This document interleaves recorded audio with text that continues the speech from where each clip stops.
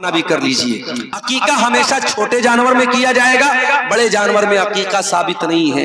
ایک ہی جانور میں عقیقہ بھی کرنا اور ایک ہی جانور میں قربانی کرنا یہ ثابت نہیں۔ عقیقہ کا جانور الگ ہونا چاہیے، قربانی کی طرح عقیقہ کا جانور بھی بے عیب ہونا چاہیے، عیب دار نہیں ہونا چاہیے، مگر ہاں قربانی کا جانور دتا ہونا شرط ہے، عقیقہ میں دتا ہونا شرط نہیں ہے۔ اگر دتا ہے اچھی بات ہے، اگر دتا نہیں ہے تو بھی عقیقہ ہو جائے گا، کوئی حرج کی بات نہیں ہے۔ میں یہ بات اس لیے بتا رہا ہوں کیونکہ اکثر جو ہے یہ سوال آتا رہتا ہے۔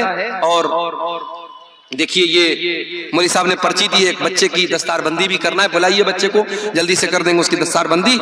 جہنم کی آگ سے بچانے والی ایک اور چیز ہے میرے پیارے ساتھیوں، اللہ کے پیارے نبی صلی اللہ علیہ وسلم نے فرمایا کہ اتقوا النار ولو بشق تمرہ، جہنم کی آگ سے اپنے آپ کو بچاؤ، اگرچہ تم ایک کھجور کا ٹکڑا ہی اللہ کی راہ میں دے سکتے۔ اللہ کی راہ میں اگر ایک کھجور کا ٹکڑا دے کر اگر تم اپنے آپ کو جہنم کی آگ سے بچا سکتے ہو تو بچا لو۔ ضروری نہیں ہے کہ آپ کروڑوں کی دولت اللہ کی راہ میں خرچ کریں، اگر آپ غریب ہیں، آپ کے پاس کچھ نہیں ہے، اگر کھجور کا ایک ٹکڑا بھی آپ کے پاس ہے اسے بھی اللہ کی راہ میں دان دے کر کے اور صدقہ دے کر کے آپ اپنے آپ کو جہنم کی مہمان بنا کے جنت میں لے کے جایا جائے، اور ان مجرموں کو، ان بدکاروں کو، ان حرام خوروں کو جہنم میں گھسیٹ کر کے لے کے جایا جائے گا۔ کوئی ناک کے بل جائے گا، کوئی چہرے کے بل جائے گا، کوئی الٹا جائے گا، ان کو گھسیٹ کر کے ذلیل کر کے جہنم میں لے کے جائے گا۔ اور جہنمی جب جہنم میں جائیں گے، قرآن کہتا وَهُمْ يَسْتَرِقُونَ فِيهَا رَبَّنَا أَخْرِجْنَا مِنْهَا، اے اللہ تو ہمیں جہنم سے نکال دے، اے اللہ تو جہنم سے ہم کو نکال دے، ہم وعدہ کرتے ہیں کہ ہم ایسا عمل کریں گے جو اب تک نہیں کرتے تھے، غیر الذی کنا نعمل، اب تک جو عمل کرتے تھے اب وہ والا عمل نہیں کریں گے، اب اچھا عمل کریں گے۔ اولم نعمرکم ما یتذکر فیہ من تذکر، اے میرے بندے ہم تجھے 70 سال کی، 50 سال کی، 60 سال کی زندگی دے چکے ہیں، تجھے سدھرنا تھا تو تو سدھر چکا ہوتا، اب دوبارہ تجھے دنیا میں نہیں بھیجا جائے گا۔ جہنمی ایک بار جہنم میں چلا گیا، اب دوبارہ اسے دنیا میں واپس آنے کا کوئی چانس ملنے والا نہیں ہے میرے پیارے ساتھی۔ یہ ہے جہنم، اور یہ وہ جہنم ہے جس سے اللہ کے نبی پناہ مانگا کرتے تھے۔ اللہم انی اعوذ بک من عذاب جہنم، اے اللہ میں تیری پناہ چاہتا ہوں جہنم کی عذاب سے۔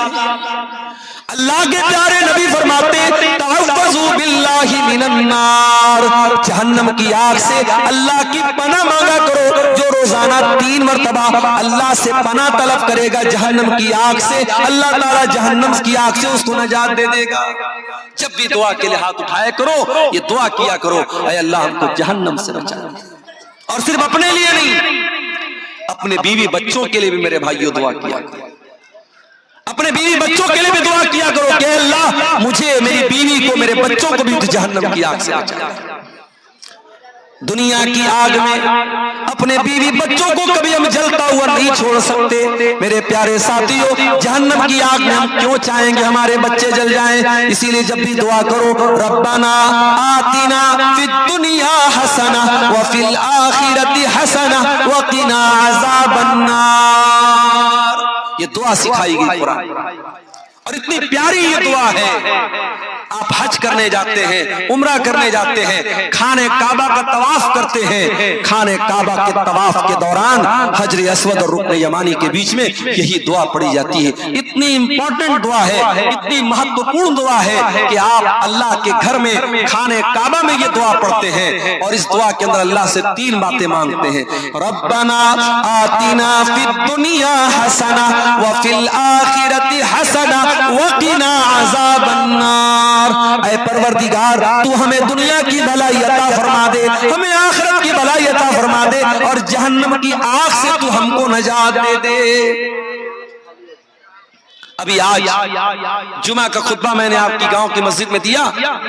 میں نے اس خطبہ جمعہ میں بتایا تھا کہ اللہ تعالیٰ اپنے اسپیشل بندوں کا، اپنے خاص بندوں کا ذکر جب قرآن میں کرتا ہے، اللہ ان کی کوالٹی یہ بھی بیان کرتا ہے، والذین یقولون ربنا اصرف عنا عذاب جہنم ان عذابها کان غراما. اللہ کے متقی بندے، اللہ کے نیک بندے، اللہ کے اسپیشل بندے یہ دعا کرتے ہیں کہ اے ہمارے پروردگار تو جہنم کے عذاب سے ہم کو بچا لے. ان عذابها کان غراما، جہنم کا عذاب تو بڑا دردناک ہے، بڑا خطرناک ہے، بہت چپک جانے والا ہے.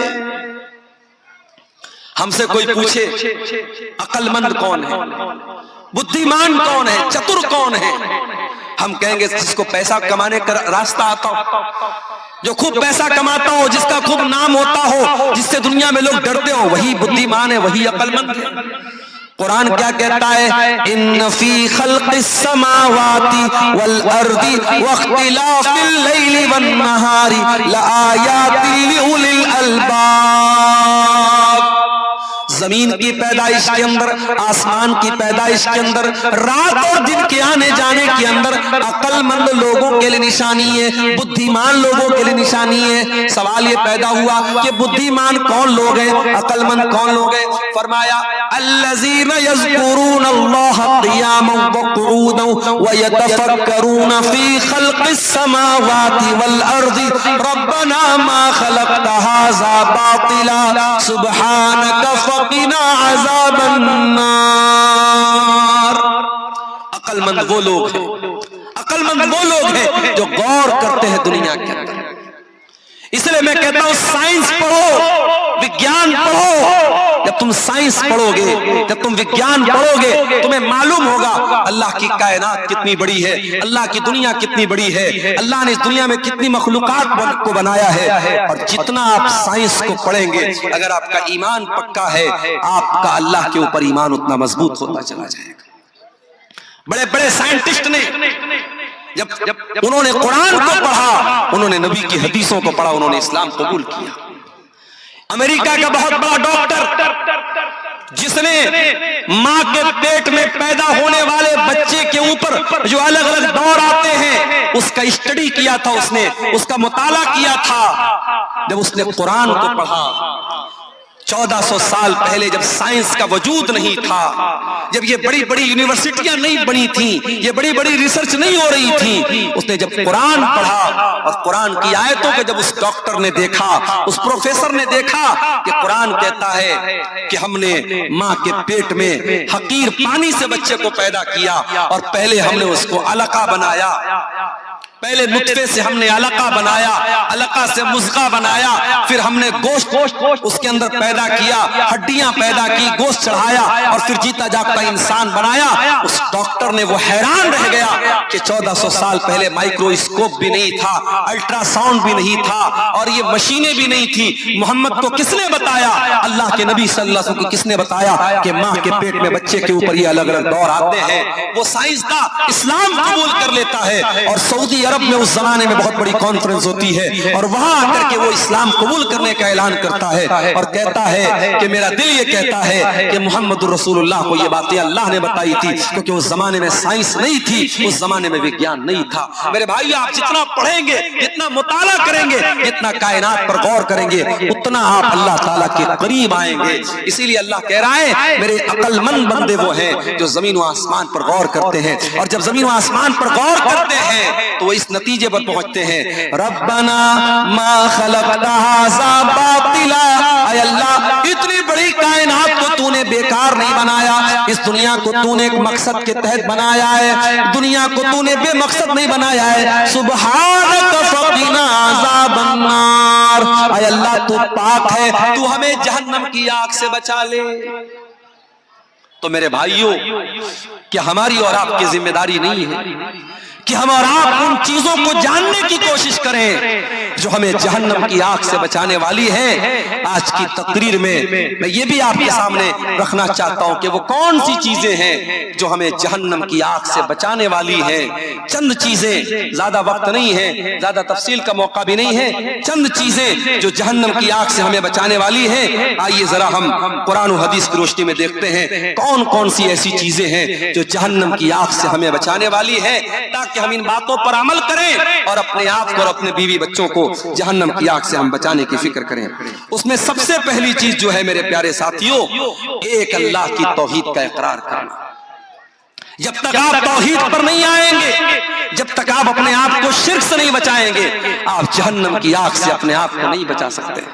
اللہ کے پیارے نبی فرماتے ہیں، بخاری اور مسلم کی روایت ہے، حدیث کے راوی اتبان ابن مالک رضی اللہ تعالیٰ عنہ کہتے ہیں اللہ کے نبی نے فرمایا لن یوافی عبد یوم القیامت یقول لا الہ الا اللہ یبتغی بہ وجہ اللہ الا حرم اللہ علیہ النار. جو کلمہ پڑھے گا، جو لا الہ الا اللہ پڑھے گا، جو توحید پر قائم رہے گا، قیامت کے دن اللہ تعالیٰ اس پر جہنم کی آگ کو حرام کر دے گا. جہنم کی آگ اس کے اوپر حرام ہو جائے گی جو توحید پر قائم رہے گا. یہ توحید سب سے بڑی امانت ہے، اس کی حفاظت کرو میرے بھائی. آپ بہار کے کیسے علاقے میں رہتے ہیں جو بارڈر سے قریب کا علاقہ ہے، سیمانچل کا علاقہ ہے. آنے والے دنوں میں حالات بڑے خراب ہوں گے اور آپ کے ایمان کے سودے کیے جائیں گے اور آپ کو لالچ دیا جائے گا، پرلوبن دیا جائے گا اور آپ کے ہاتھوں سے ایمان کی دولت کو چھیننے کی کوششیں بھی ہوں گی. مگر یاد رکھنا، دنیا کی تکلیفیں، دنیا کی مصیبتیں آخرت کی مصیبتوں سے بڑی نہیں ہے. دنیا کی گرمی جہنم کی گرمی سے خطرناک نہیں ہے. دنیا کی جیل جہنم کی جیل سے خطرناک نہیں ہے. دنیا کی ہر تکلیف کو سہ لینا، مگر کبھی شرک مت کرنا میرے پیارے ساتھیوں. لا تشرک باللہ، اللہ کے نبی فرماتے ہیں اللہ کے ساتھ کبھی شرک مت کرنا. وَإِن قُتِلْتَ أَوْ حُرِّقْتَ، تمہیں قتل کر دیا جائے، تمہیں جلا دیا جائے، تب بھی تم اللہ کے ساتھ کبھی شرک مت کرنا. جہنم سے بچانے والی دوسری چیز، بار بار اللہ تعالیٰ سے دعا کرو کہ اللہ تو جہنم سے بچا لے. اللہ کے پیارے نبی فرماتے ہیں من سال اللہ الجنت، جو اللہ تعالیٰ سے 3 مرتبہ جنت کا سوال کرتا ہے، جو اللہ سے کہتا ہے اے اللہ تو جنت دے دے، اے اللہ تو جنت دے دے، اے اللہ تو جنت دے دے، جو 3 مرتبہ جنت کا سوال کرتا ہے قالت الجنت، تو جنت اللہ تعالیٰ سے کہتی ہے اللہم ادخلہ الجنت، اے اللہ تو اس کو جنت میں داخل کر دے. اور جو انسان 3 مرتبہ جہنم سے اللہ تعالیٰ کی پناہ مانگتا ہے تو جہنم اللہ تعالیٰ سے کہتی ہے استج اللہم اجرہ من النار، اے اللہ تو اس کو جہنم کی آگ سے بچا لے. اس کا مطلب ڈیلی 3 بار یہ دعا کرو اللہم انی اسألک الجنہ، اللہم انی اسألک الجنہ، اللہم انی اسألک الجنہ، اور 3 مرتبہ اللہ تعالیٰ سے جہنم سے پناہ مانگو اللہم اجرنی من النار، اللہم اجرنی من النار، اللہم اجرنی من النار. 3 مرتبہ جنت مانگو اور 3 مرتبہ جہنم سے پناہ مانگو، اللہ تعالیٰ انشاءاللہ جہنم کی آگ سے آپ کی حفاظت کرے گا.